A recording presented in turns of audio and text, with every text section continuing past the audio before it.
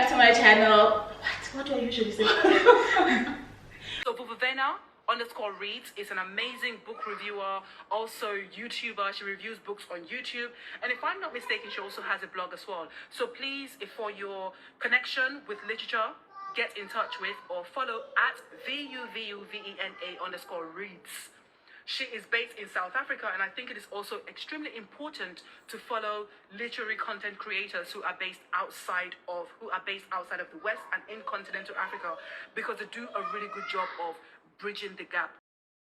We appreciate you, Vuvu, for bringing us Turning Pages and for bringing us your BookTube channel. You know, this is a chance for people to actually see some people that I really enjoy. Please consider pressing the red subscribe button down below.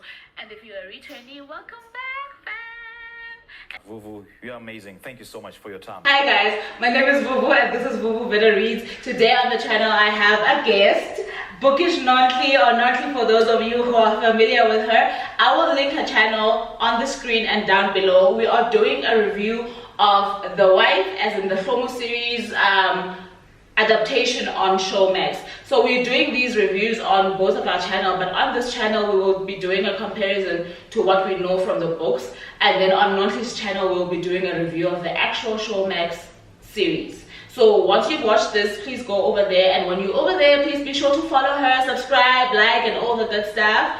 Cool. So the Showmax series came out on the 11th of November. I have not given Nonhly a chance to say hi.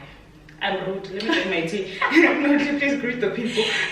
Hi everyone, I'm Nonhly, as Vuvu said already, and I am a guest on the channel today.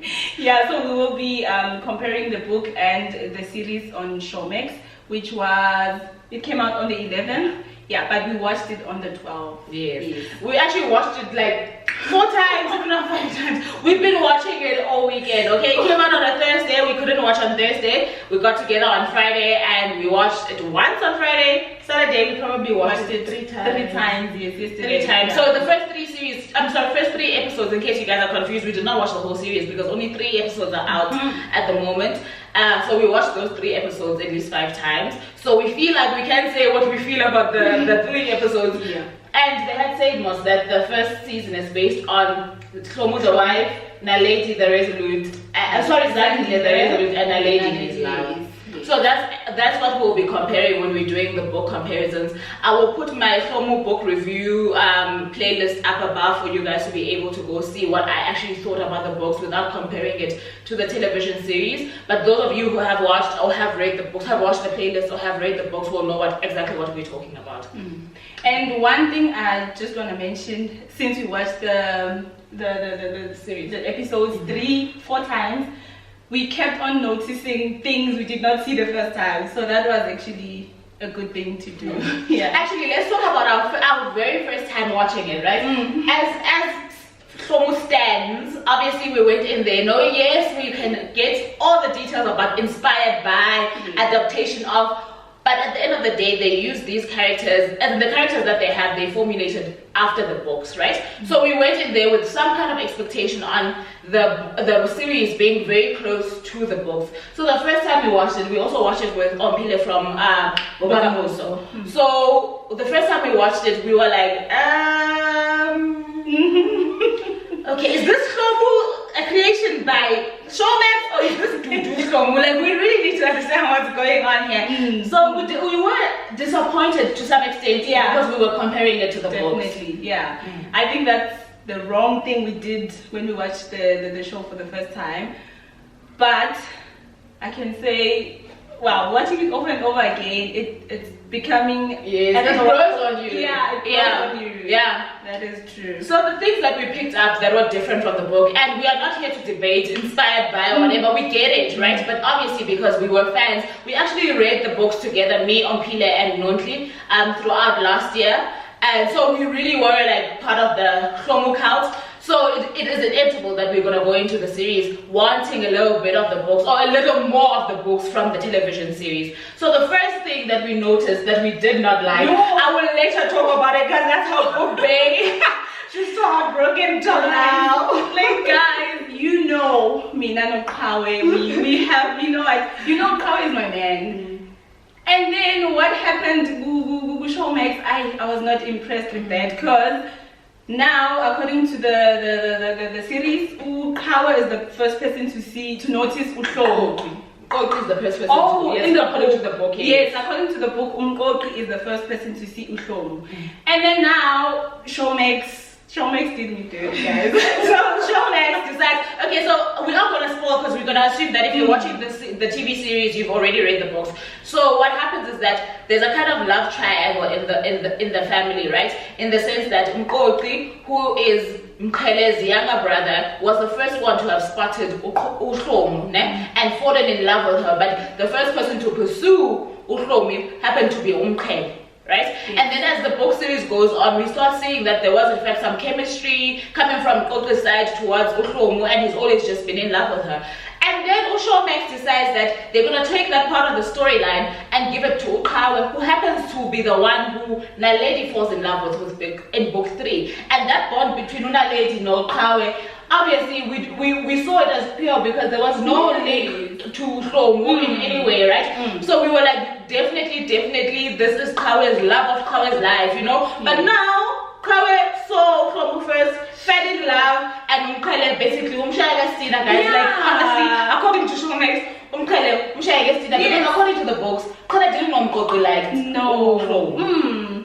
And, what did I want to say now? Kawe, now, he mentioned Guti, this is the girl he wants to marry. Hi, that confused me. Okay. And the thing is, we're sitting here debating, are they gonna give Kawe Mkoqi's character from the book, or are they going to, how are they gonna make this thing work with Naledi in future episodes? We're not understanding. And also because, let me just jump into Mkoqi's character. Mkoqi's character in the television series, we get a sense that it's not what we know from the books. It's too animated. It's too wild. Yes, and that's not the Mkoqi we know. We know the Mkoqi we know is a little bit sophisticated. It's an easy match for Hlomu. They've got a lot in common. He's a book lover. He's a coffee connoisseur. This one that we are seeing on Showmax.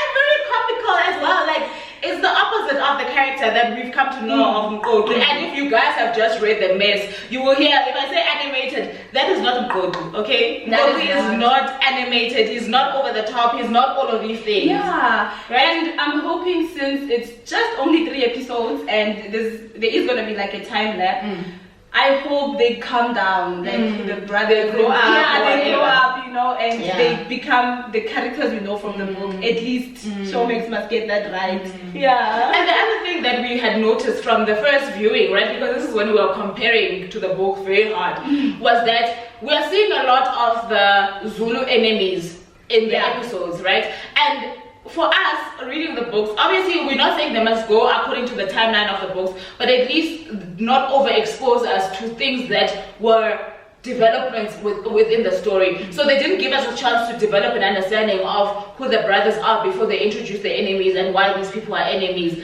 Every single episode of these 3 episodes, we are sitting in the lounge there by the enemies, listening to negotiations. To the point where that family already, I'm like, come on. If this is going to be 120 episodes of us sitting with that family, rival family, and back and forth negotiating and fighting, and now we're watching Romeo and Juliet, you understand the Capulets and the what, because that's exactly what we are seeing. I feel like the beginning of the series, it's too rushed for me, because in the book we follow like love story Hlomu and Mkhele, like how they meet, how Mkhele was stalking Hlomu, and like that. Hey, we met the enemies late in the book. But now it was eased into this, and it made sense when it came, right? Yes. And I think one of our feedbacks from episode 1 is that episode was too chaotic. It felt like they wanted to show us every single element of the storyline in like 20 minutes, because these episodes are not even that long, And it doesn't. We met, like, for example, we met the brothers, we met all the enemies, we met Hlomu, we met Lerato, we met Sandy. Normally Sakama is later. So at least she wasn't there. But what I'm trying to say is that there was too much, and then there was the heist, and then there were the detectives. It was too much for a pilot. That was too much information. But the other issue that we had was with Sandile. Now the thing is, in Hlomu, the series, Sandile, Simona, when Hlomu was in Durban partying with her friend, right? That is years on. No, have a solid thing going by that time. Yes. So it's not something that we see on the offset, but we know of Sandile because Sandile is Hlomu's boyfriend when Umqele meets her, right? But it's one of those varsity boyfriends, and Hlomu being the innocent person that she is, really that relationship was all phone calls and SMSs, nothing hectic, right? Manje, And can I mention this? They were not engaged. yes, they are engaged. And then Sandile was an accountant in the book, now he's a doctor. Guys, we don't have to talk about inspired by, but what we are saying is that we came into this thing with the books in our minds, right? And these are the things that were like, hi, what's going on? Hey, calm down, too much change, whatever, right? And that's why I'll say that maybe Showmax created its own Hlomu, and then Hlomu, for example, is driving. Yes. How does a driver? They were to the story, but my question is, as a driver, And Tina, again, we were in this like for the taxi vibes, like that rank life, Uso will be standing on the queue, waiting for your taxi, and Umqele, I go. But inspired. There are things that they have kept, right? We won't lie about that. I think they really tried with Umqele's character. We were giving him 10 out of 10. He plays the role very well, and he's very true to whatever you could have imagined he would be. In the sense that, yes, he might not have the physical attributes, but the characteristics and how he plays the role, I share. He can be Umqele in the books. Like from now on, when we are reading Umqele in the books, we can keep Bonko's idea in our heads because we're like, he's doing a good job. The tracksuits though are very modernized and chic and fancy. That's not the pre-taxi driver tracksuits we were familiar with there by now, but it's fine. It's like they upgraded him. Also, we don't see the Sprinter. I mean, I was very hurt about the Sprinter. Yes. We always seeing him in a taxi. Even when he's talking, Hlomu, he's in a taxi. And I'm like, no, the Sprinter is a very integral part of the story because Hlomu did not want to go into that old car. Do you get honest with the tracksuit smoking taxi driver? She was embarrassed that this guy was coming to pick her up in the first place, What else was true to the book that we liked? Lerato's character. And Mandisa. Mandisa, perfect. That's of all that, even more than Umqele for me. They nailed Zikhona playing Mandisa and how she plays Mandisa. That was amazing. That was very beautiful. What else did we see that we liked from the other thing that we didn't like is because Hlomu is now engaged to Sandile and she's living with Sandile and Umqele is pursuing her. Their first kiss happens while she's still in a relationship with Sandile, making Hlomu a cheat of sorts, right? Never mind how it happens, girl, on episode 3. We don't want to spoil it for you, but even that is just scandalous. Yes, it's somewhat true to the book because Umqele leaves after Hlomu has invited. Remember in the book, Hlomu invites him in for dinner, and she cooks like chicken and something. He eats, he says thank you, he leaves, and she's left questioning, oh, this guy doesn't want to pursue me, doesn't want anything really from me. And then somewhere during the night, she's already asleep. He comes back, and then that's when they have their first kiss.